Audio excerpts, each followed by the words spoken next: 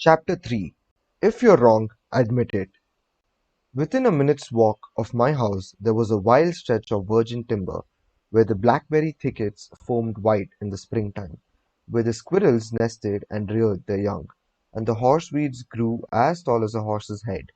This unspoiled woodland was called Forest Park, and it was a forest, probably not much different in appearance from what it was when Columbus discovered America.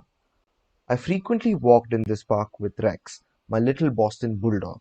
He was a friendly, harmless little hound, and since we rarely met anyone in the park, I took Rex along without a leash or a muzzle.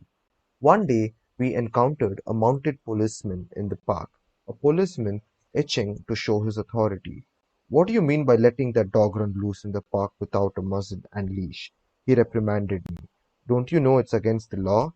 "Yes, I know it is," I replied softly, "but I didn't think he would do any harm out here." "You didn't think? You didn't think? The law doesn't give a tinker's damn about what you think. That dog might kill a squirrel or bite a child. Now, I'm going to let you off this time, but if I catch this dog out here again without a muzzle and a leash, you'll have to tell it to the judge." I meekly promised to obey, and I did obey for a few times, but Rex didn't like the muzzle, and neither did I, so we decided to take a chance. Everything was lovely for a while, and then we struck a snag. Rex and I raced over the brow of a hill one afternoon, and there, suddenly, to my dismay, I saw the majesty of the law astride a bay horse. Rex was out in front, heading straight for the officer. I was in for it. I knew it. So I didn't wait until the policeman started talking. I beat him to it. I said, "Officer, you've caught me red-handed. I'm guilty. I have no alibis, no excuses. You warned me last week that if I brought the dog out here again without a muzzle, you would find me. Well, now." The policeman responded in a soft tone. "I know it's a temptation to let a little dog like that have a run out here when nobody is around." "Sure, it's a temptation," I replied, "but it is against the law." "Well, a little dog like that isn't going to harm anybody," the policeman remonstrated. "No, but he may kill squirrels," I said. "Well now, I think you're taking this a bit too seriously," he told me. "I'll tell you what you do. You just let him run over the hill there where I can't see him, and we'll forget all about it." That policeman, being human, wanted a feeling of importance, so when I began to condemn myself, the only way he could nourish his self-esteem was to take the magnanimous attitude of showing mercy. But suppose I had tried to defend myself. Well, did you ever argue with a policeman? But instead of breaking glances with him, I admitted that he was absolutely right and I was absolutely wrong. I admitted it quickly, openly, and with enthusiasm. The affair terminated graciously in my taking his side and his taking my side. Lord Chesterfield himself could hardly have been more gracious than this mounted policeman, who, only a week previously, had threatened to have the law on me. If we know we are going to be rebuked anyhow, isn't it far better to beat the other person to it and do it ourselves? Isn't it much easier to listen to self-criticism than to bear condemnation from alien lips? Say about yourself all the derogatory things you know the other person is thinking, or wants to say, or intends to say, and say them before that person has a chance to say them. The chances are 100 to 1 that a generous, forgiving attitude will be taken and your mistakes will be minimized, just as the mounted policeman did with me and Rex. Ferdinand E. Warren, a commercial artist, used this technique to win the goodwill of a petulant, scolding buyer of art. It is important in making drawings for advertising and publishing purposes to be precise and very exact, Mr. Warren said as he told the story. Some art editors demand that their commissions be executed immediately, and in these cases, some slight error is liable to occur.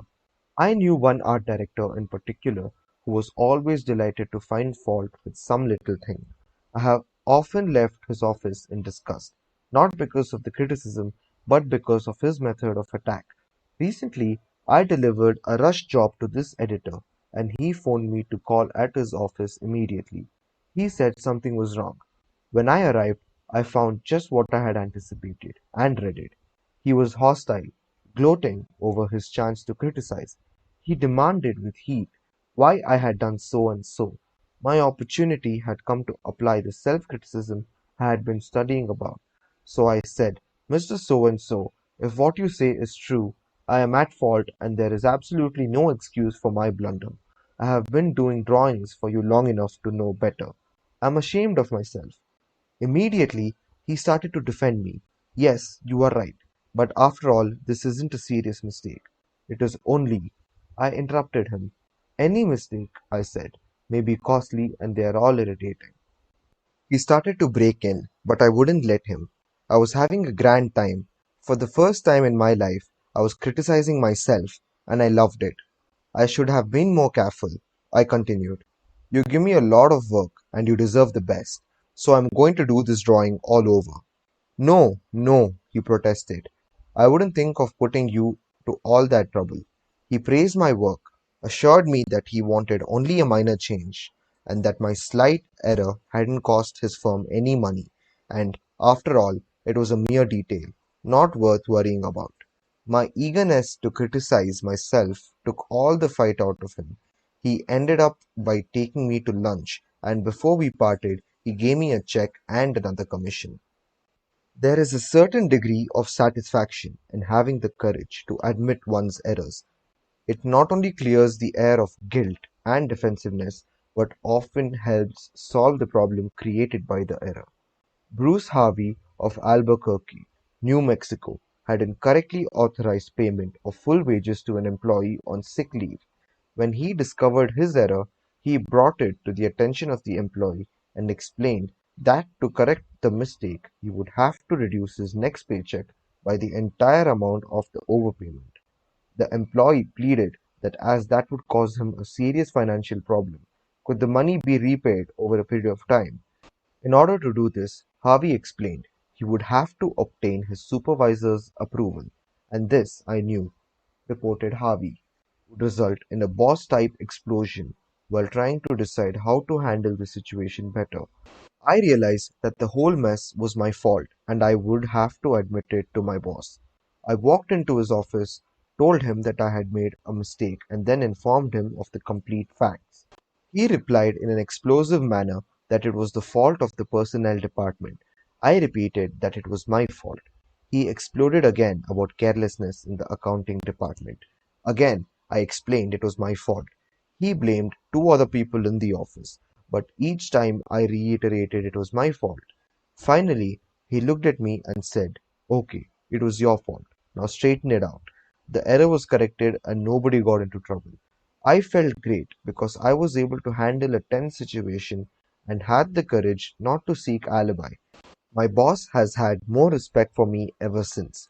Any fool can try to defend his or her mistakes, and most fools do, but it raises one above the herd and gives one a feeling of nobility and exultation to admit one's mistakes. For example, one of the most beautiful things that history records about Robert E. Lee is the way he blamed himself and only himself for the failure of Pickett's charge at Gettysburg. Pickett's charge was undoubtedly the most brilliant and picturesque attack that ever occurred in the Western world. General George E. Pickett himself was picturesque. He wore his hair so long that his auburn locks almost touched his shoulders, and, like Napoleon in his Italian campaigns, he wrote ardent love letters almost daily while on the battlefield. His devoted troops cheered him that tragic July afternoon as he rode off jauntily toward the Union lines, his cap set at a rakish angle over his right ear. They cheered and they followed him, man touching man, rank pressing rank, with banners flying and bayonets gleaming in the sun. It was a gallant sight, daring, magnificent. A murmur of admiration ran through the Union lines as they beheld it. Pickett's troops swept forward at any easy trot, through orchard and cornfield, across a meadow, and over a ravine. All the time the enemy's cannon were steering ghastly holes in their ranks, but on they pressed, grim, irresistible.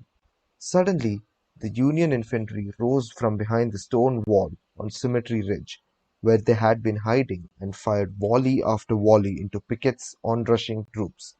The crest of the hill was a sheet of flame, a slaughterhouse, a blazing volcano. In a few minutes, all of Pickett's brigade commanders, except one, were down, and four-fifths of his 5,000 men had fallen. General Lewis A. Armistead, leading the troops in the final plunge, ran forward, vaulted over the stone wall, and waving his cap on the top of his sword, shouted, "Give him the steel, boys!" They did. They leaped over the wall, bayoneted their enemies, smashed skulls with clubbed muskets, and planted the battle flags of the South on Cemetery Ridge. The banners waved there only for a moment, but that moment, brief as it was, recorded the high-water mark of the Confederacy. Pickett's charge, brilliant, heroic, was nevertheless the beginning of the end. Lee had failed. He could not penetrate the North, and he knew it. The South was doomed. Lee was so saddened, so shocked, that he sent in his resignation and asked Jefferson Davis, the President of the Confederacy, to appoint a younger and abler man. If Lee had wanted to blame the disastrous failure of Pickett's charge on someone else, he could have found a score of alibis. Some of his division commanders had failed him. The cavalry hadn't arrived in time to support the infantry attack. This had gone wrong and that had gone awry. But Lee was far too noble to blame others. As Pickett's beaten and bloody troops struggled back to the Confederate lines, Robert E. Lee rode out to meet them all alone and greeted them with a self-condemnation that was little short of sublime. "All this has been my fault," he confessed. "I, and I alone, have lost this battle. Few generals in all history have had the courage and character to admit that." Michael Cheung, who teaches our course in Hong Kong, told of how the Chinese culture presents some special problems and how sometimes it is necessary to recognize that the benefit of applying a principle may be more advantageous than maintaining an old tradition. He had one middle-aged class member who had been estranged from his son for many years. The father had been an opium addict, but was now cured. In Chinese tradition, an older person cannot take the first step. The father felt that it was up to his son to take the initiative toward a reconciliation. In an early session, he told the class about the grandchildren he had never seen and how much he desired to be reunited with his son. His classmates, all Chinese, understood his conflict between his desire and long-established tradition. The father felt that young people should have respect for their elders and that he was right in not giving in to his desire, but to wait for his son to come to him. Toward the end of the course, the father again addressed his class. "I have pondered this problem," he said. "Dale Carnegie says, 'If you are wrong, admit it, quickly and empathetically.' It is too late for me to admit it quickly, but I can admit it empathetically. I wronged my son. He was right in not wanting to see me and to expel me from his life. I may lose face by asking a younger person's forgiveness, but I was at fault and it is my responsibility to admit this." The class applauded and gave him their full support. At the next class, he told how he went to his son's house, asked for and received forgiveness, and was now embarked on a new relationship with his son, his daughter-in-law, and the grandchildren he had at last met. Elbert Hubbard was one of the most original authors who ever stirred up a nation, and his stinging sentences often aroused fierce resentment. But Hubbard, with his rare skill for handling people, frequently turned his enemies into friends. For example, when some irritated reader wrote in to say that he didn't agree with such and such an article and ended by calling Hubbard this and that, Albert Hubbard would answer like this: "Come to think it over, I don't entirely agree with it myself. Not everything I wrote yesterday appeals to me today. I am glad to learn what you think on the subject. The next time you are in the neighborhood, you must visit us, and we'll get the subject threshold out for all time. So there is a hand clasp over the miles, and I am, yours sincerely." What could you say to a man who treated you like that? When we are right, let's try to win people gently and tactfully to our way of thinking. And when we are wrong, and that will be surprisingly often, if we are honest with ourselves, let's admit our mistakes quickly and with enthusiasm. Not only will that technique produce astonishing results, but believe it or not, it is a lot more fun under the circumstances than trying to defend oneself. Remember the old proverb, by fighting you never get enough, but by yielding you get more than you expected. Principle 3. If you are wrong, admit it quickly and empathetically.